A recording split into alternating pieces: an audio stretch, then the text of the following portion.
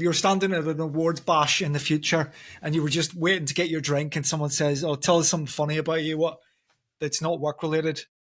Yeah, What would it so be? I have stuttered through a conversation with the Queen, Queen Elizabeth II, obviously before she passed away. I went to a decent school in Hull, a military-focused Marine Navy school, and they performed the Royal Guard on the Queen's last visit to Hull, or second to last visit to Hull, and I was selected to be part of that sort of Royal Guard. So it was all in year.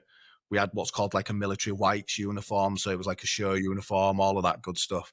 And we were told, look, the Queen's not going to speak to you. She's just going to come through, meet the Lord Mayor at the end of the row, and go do the duties that she's got to do. So you don't have to stress on anything. But obviously, if she does speak to you, you have to answer her because she's the Queen.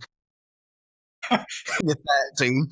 And just before this, which I didn't include because the context needs to be really specific, but we'd been told by one of her, like, there was security there all day, obviously, and we had to be briefed before we met the Queen. Like, you have to say "ma'am" like jam, and you have to do this and all that good stuff. And one of the blokes had basically took advantage of the fact we was 13 and been like, "There's a sniper up there. There's a sniper up there," just like winding us up. But then that stuck. But then when she was, of course, like, you're only 13. So when she was speaking to me, she just asked how long I'd been going to the school, because again, that school has connections to the royal family and to the Navy. So she'd asked how long we'd been going to the school. I absolutely panicked and just about stuttered it was for 4 years, man. So I managed to just get through that sentence and then ragged for the next 6 months at school for it because I think I'd have passed out anyway. I've never even been able to say a word. It was a very strange, like, it was awesome. Again, my nana was a massive fan of the royals, so she was like incredibly proud.